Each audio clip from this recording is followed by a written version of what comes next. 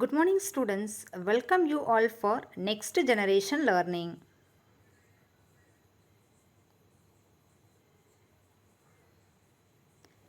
Today we are going to see the subject Physics, Class 9,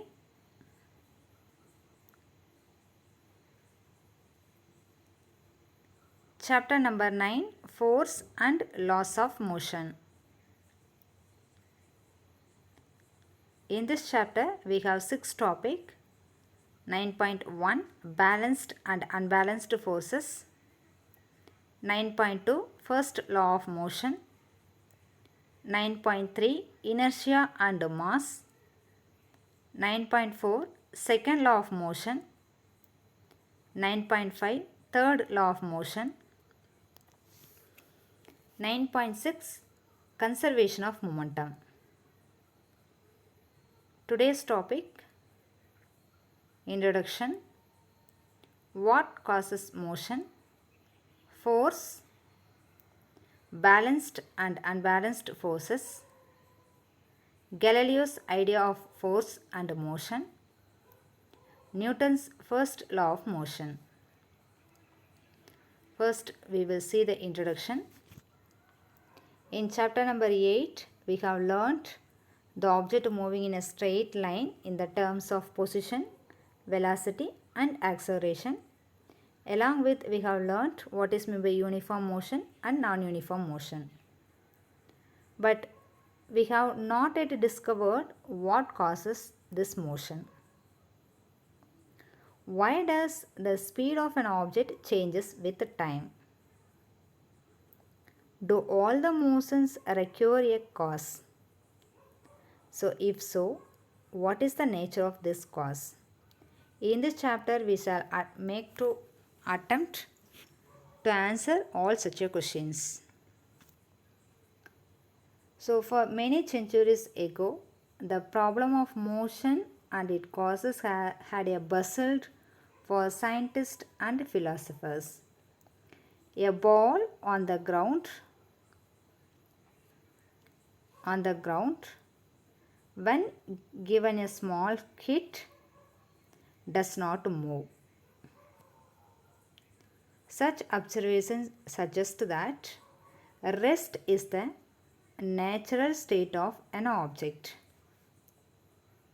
and this remained the belief until Galileo Galilei and Isaac Newton developed an entirely different approach to understand motion.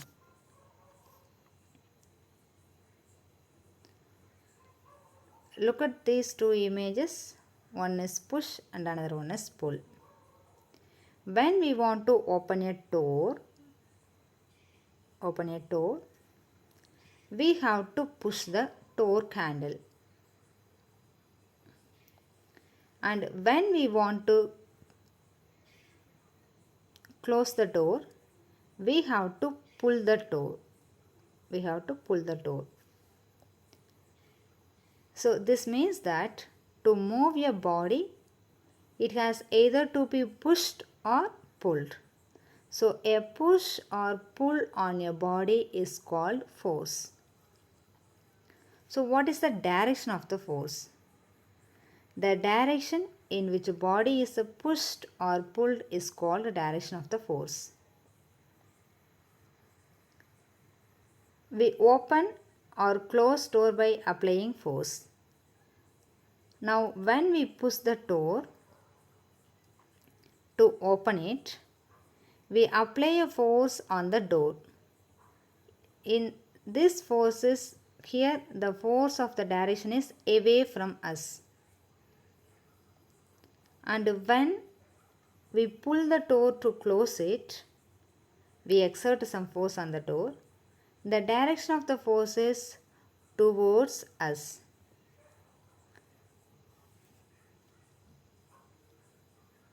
So forces are used in everyday actions.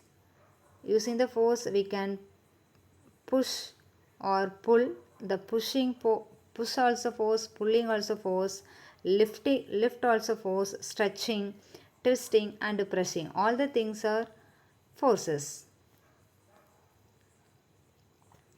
So what is the effect of that force? The force cannot be seen. We cannot see the force. A force can be judged only by the effect. So what is that effect? A force can produce the following effect. The first effect, a force can move a stationary object. Example, if you take ball on the ground, the state of the ball is at rest. When I applied some forces on the ball is started to move. So the force is used to make a stationary object to move. In second one, a force can stop a moving body. Maybe the fast moving ball is moving towards you. So how to stop? We have applied some force on the ball. Due to that force, the moving ball get stopped. So the force can stop a moving body. The next one, a force can change the speed of a moving body. So when we applied some force on the object, due to that force we can change the speed of the object. A force can change the direction of a moving body. Maybe this is a road, it has a turn. When the vehicle is moving on the road, when we applied some force, due to that force we can change the direction of the body. So the force is used to change the direction of your body. The next one, a force can change the shape or size of your body. See here. Here I am applying the compressed pressing force. Due to that press, the shape of the balloon is changed. And see, this is a spring. When I expand the spring, applied some force on the two end, the size of the spring is changed. So a force can change the shape and size of your body. So these are the effect of force.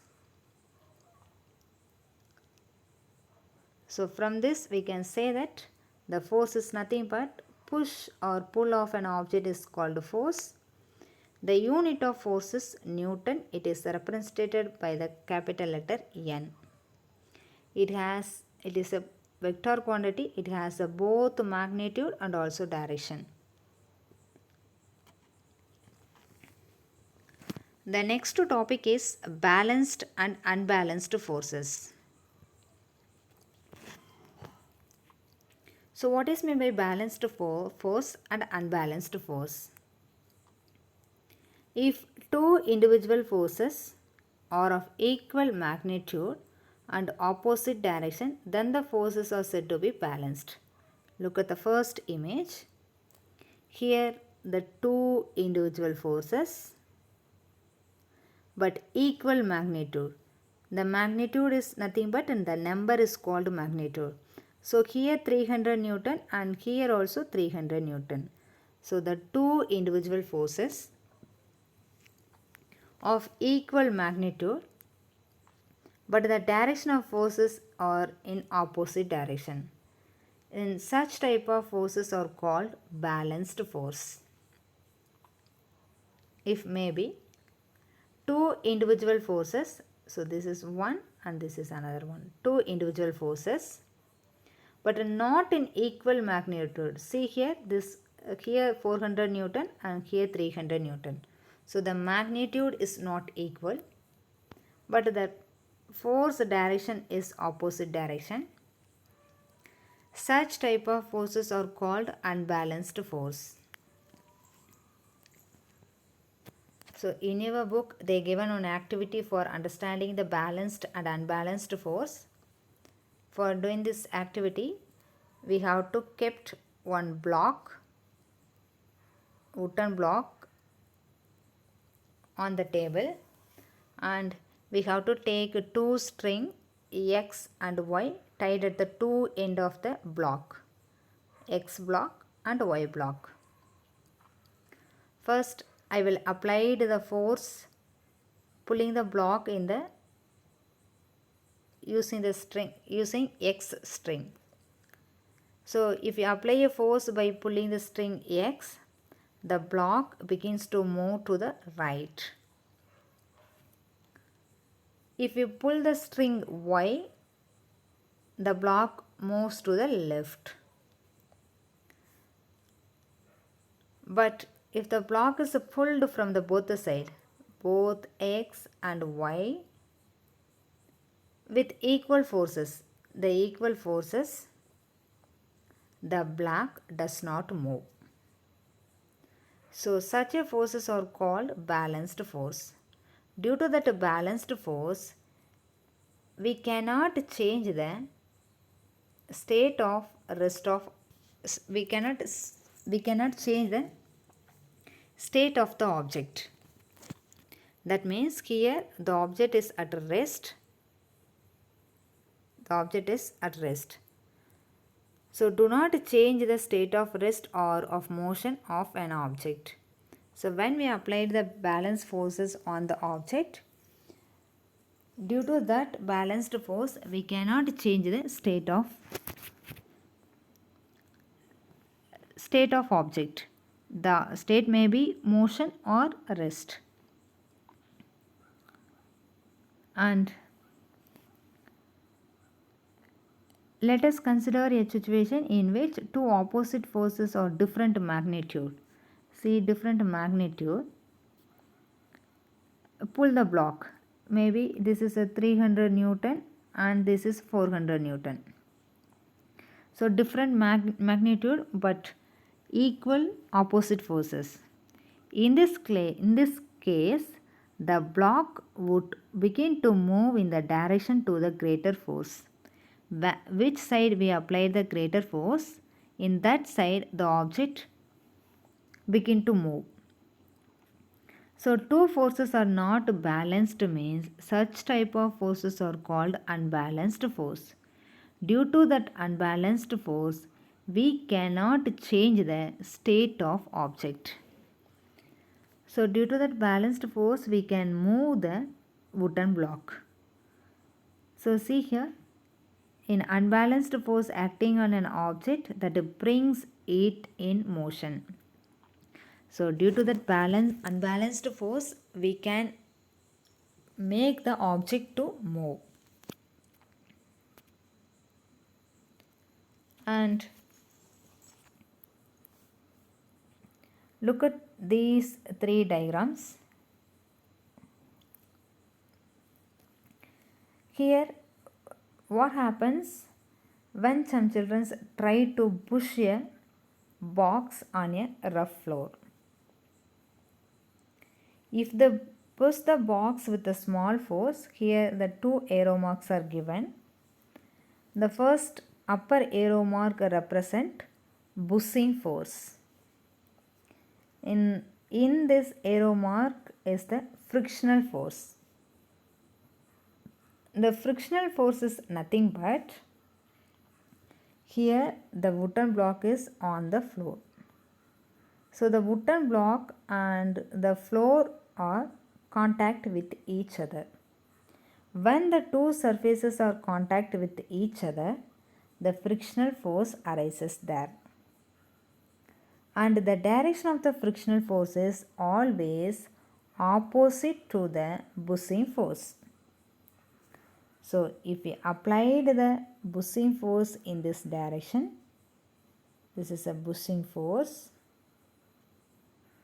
the frictional force is opposite to the direction of pushing force. Maybe the push is in this direction means the frictional is in this direction, opposite direction. So here the boy is trying to move the wooden block, but the pushing force and the frictional force are same magnitude. So the box does not move. In first case, the box does not move. Again the boy is trying to move the box. he applied some more force comparing to the first case. See the arrow mark. Here the arrow mark is little bit lengthened. And here the pushing force and frictional force is equal. So here also the box does not move. When we applied some more forces, so here the pushing forces, in third case the pushing force is greater than the frictional force. So when the two forces are unbalanced, the object starts moving. So in a third case, the box starts moving. Do you understand what is meant by the frictional force and the pushing force? The pushing force is nothing but the applying force are called pushing force or pulling force. The frictional force always arises when the two surfaces are contact, two object surfaces are contact each other. The frictional force arises, and the direction of frictional force is always opposite to the pushing force or pulling force. When the pushing force is greater than the frictional force, here the unbalanced force is acted. Due to that unbalanced force, the object start moving. And see here, what happens when we ride a bicycle?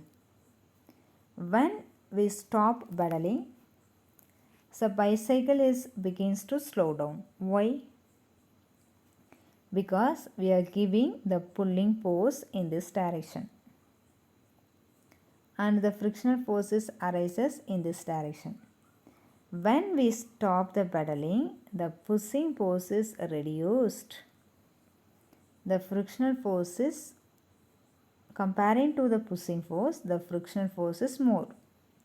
Due to that frictional force, the bicycle stopped when we stop pedaling. If the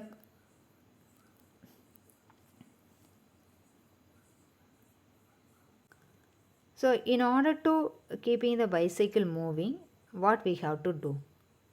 We have to start pedaling again. When we have to start pedaling again, the pushing force is greater than the frictional force. Due to that, the bicycle is continuous in motion. So if unbalanced force is applied on the object, there will be change either its speed or direction of force. So due to that unbalanced force, only the object get moving. If the object may be to accelerate due to the unbalanced force.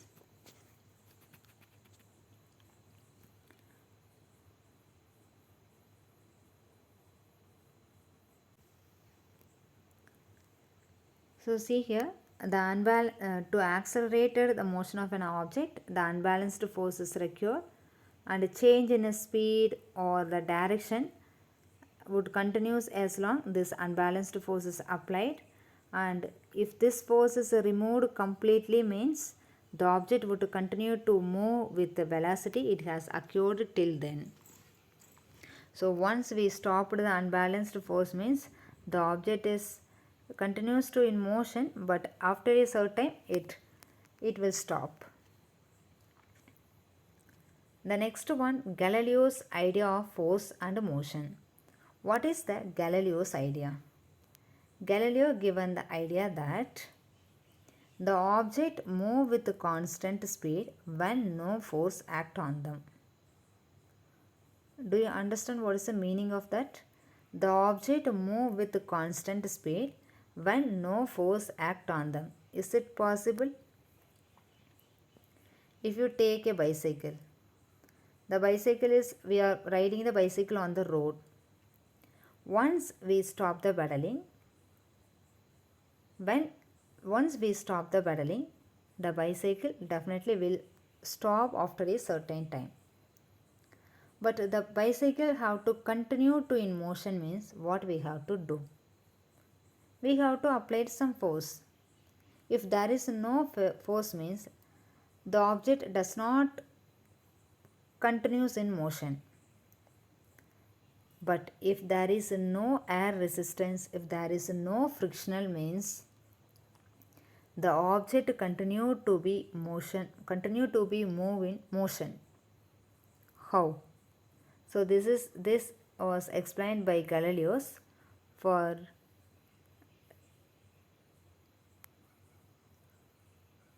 this he took two inclined plane. This is an inclined plane and marble. And first he done that the angle of the inclined plane is the same in both the inclined plane, and he rolled down the marble from the first inclined plane, and velocity of the marble is increased, and it climbed the second inclined plane where the velocity is decreased. But it reached the same height. Here this height and this height also same when the angle of inclination is same angle. In second case, he decreased the angle of inclination. So comparing to the first one, here the angle of inclination is less. Again he rolled down the marble from the first one. The velocity is increased and it climbed up in the second inclined plane. Here the d value is increased. So it reached more height comparing to the first one. So in this diagram, see, this is the first inclined plane. The height is same. In second inclined plane, the height is little bit raised. Again, he reduced the inclination and rolled down the marble. Here the marble reached more height, that means more distance. So the third one they given more. At the last, he reduced the inclination completely. He make them to horizontal. When the marble is rolled down, it continued to move in long distance. So from this, and Galileo said that the moving object continued to be moving until the external force is applied. So avoiding the frictional force, he used the smooth surface and the lubricant. So the frictional force, if you take a rough surface, the frictional force is high. But in a smooth surface, the frictional force is less. So when there is no frictional force, the object continues to in motion without external force. So avoiding the frictional force, here the Galileos used smooth surface and using some lubricant oil. Due to that lubricant oil, we can reduce the friction. So this idea was took the Newton's, and he given the Newton's first law of motion. And he given three fundamental laws, and three fundamental laws are also known as Newton's laws of motion. First law of motion states that an object remains in a state of rest or uniform motion in a straight line unless compelled to change that state by an applied force. Do you understand what is the meaning of this statement? See, an object remains in a state of rest. I took one object. This is a book. It was kept on the table. the state of this object is rest. In 10 o'clock it is on the table, 11 o'clock it is on the table, in 12 o'clock also it is on the table. So according to the time, the position of the object does not change. The position of the object does not change means we can say that the state of the object is at rest. So an object remains is a state of rest. So what is mean object remains uniform motion? Maybe here the ball is moving. So the state of this object is motion. So an object remains at rest or uniform motion in a straight line unless compelled to change that state of an applied force. So without an external force applied, we cannot change the state of rest or state of motion. So the object continues to be in their state. Do you understand what is meant by the Newton's first law of motion? An object remains in a state of rest or in a uniform motion unless compelled by the external force. Once we applied the external force, the object can change the state. But unless applied the external force, the object does not change the state.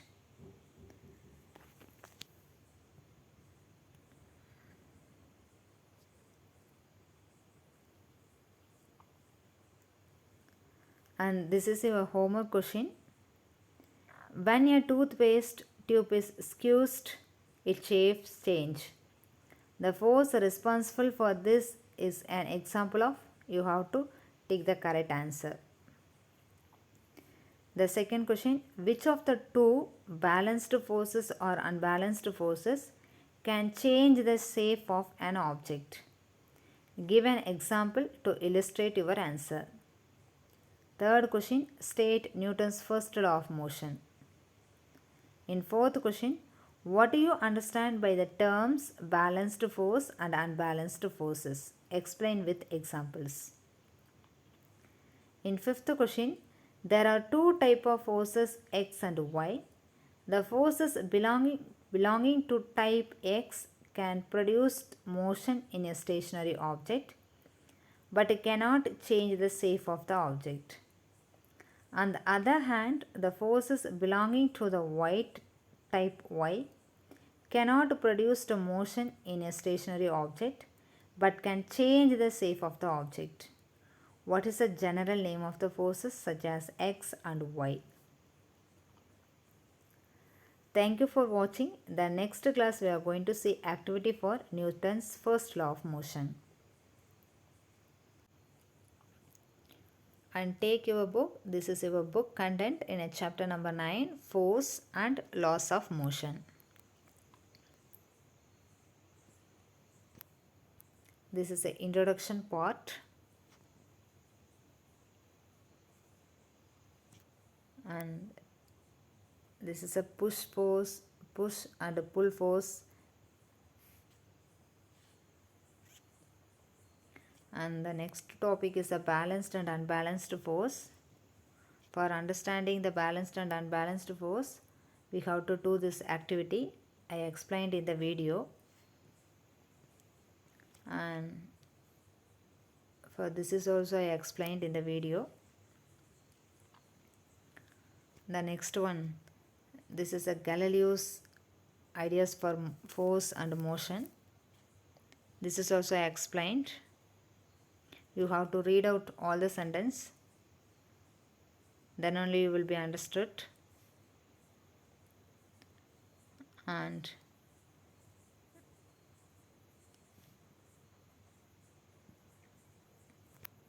this is the first law of motion. An object remains in a state of rest or uniform motion in a straight line unless compelled to change that state by an applied force.